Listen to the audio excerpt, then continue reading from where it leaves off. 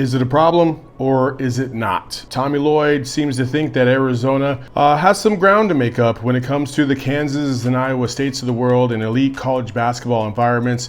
Although he did say he loves McKale and he thinks McKale is great and the Arizona fan base is great, he believes that there's a gap between Kansas and Iowa State and elite college program environments and what Arizona has to offer. Is he right? Is he wrong? Well, this is what he had to say specifically. I'm an Arizona guy and I love Arizona, but this is not an indictment on our fans, but we got work to do. There's a gap. There's a gap between Kansas and Iowa State in these game day atmospheres and their fan support. I mean, it was awesome today and crazy. I mean, I'm just out there listening to their senior speeches. I wasn't listening, I had to speak on the radio, but 90% of the fans are still there 20 minutes after listening to the senior speeches. I mean, it's pretty special. One of the things that kind of go into this is just obviously the start times. Now, Arizona has had 2 9 p.m. games or later this season, and they've had 6 8 p.m. starts or later this season. And a lot of people were pointing to that as a factor into attendance. And if you looked around, even in the Houston game against a top 5 opponent this season, there were seats to be had in the upper deck, okay?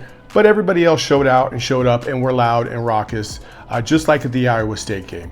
But I think the context is a little bit more than that. A lot of the feedback you're seeing on social media is the reason why it's happening, why people think that it is, maybe taking a step back or not. I believe that McKale is fantastic. Like there's nothing inherently wrong with McKale, right? When it needs to get loud, it gets plenty loud. But there are a couple things that could be tweaked as you move forward. And let's be honest, Tommy Lloyd and athletic director Desiree Reed-Francois could have a lot of impact in that regard. And one of the main things that keeps popping up on social media is the timeout situation with the constant barrage of sponsored engagement, right? So you have the horsey race, the bounce horse race, you have the shooting, you have the Coca-Cola tic-tac-toe, and these are things that fans believe kind of halt the momentum when Arizona is on a run. And those are things that do need to be addressed to some degree. But is the energy any different when it's high? No, it's not any different when it's high. Now, being at Kansas for this particular game, and this is obviously the game that Tommy had those comments right after with, there was a distinct longevity in terms of the energy and the loudness of that particular venue, okay? From the start of the game, actually about maybe 15 minutes prior to the game, all the way throughout the game, and even through the senior ceremonies, which lasted about 30 minutes after the game. It was loud, it was raucous, and listen, I've been in McKale plenty of times, and I've left McKale, and my ears have not rang like they did in this particular game. That is not a knock on McKale. It's not to say that they're not loud enough when they need to be. It's just that the longevity and the duration of that loudness really had an impact. And I think that's kind of what Tommy's pointing to. You could see them in timeouts. If you were in the building and you could see them in the timeouts, you could tell that it had an impact. They were trying to get through things. They were having to yell. You have to use your voice. You have to be really demonstrative in that regard. So those are things that could be changed. But listen, Kansas has a lot of tradition. They're like the birthplace of basketball, for crying out loud, right? Arizona has tradition as well. And I think the major thing that kind of gets lost in that timeout discussion is the tradition that Arizona used to have. The ooh-ah guy is not here anymore.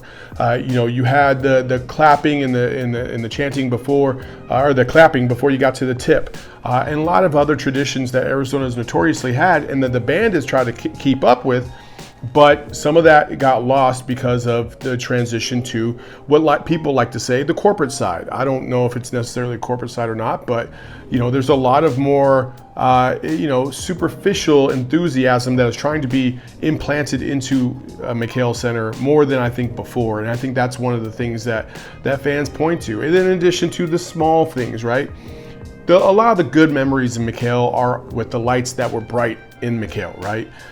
The darkness of that arena now has made people feel some type of way, good or bad. It's a complete opinion. It doesn't mean that it's having an impact on attendance or anything like that. But it is something that fans, I think by and large, would like to gravitate and go back to. So those are the things that I think can be tweaked.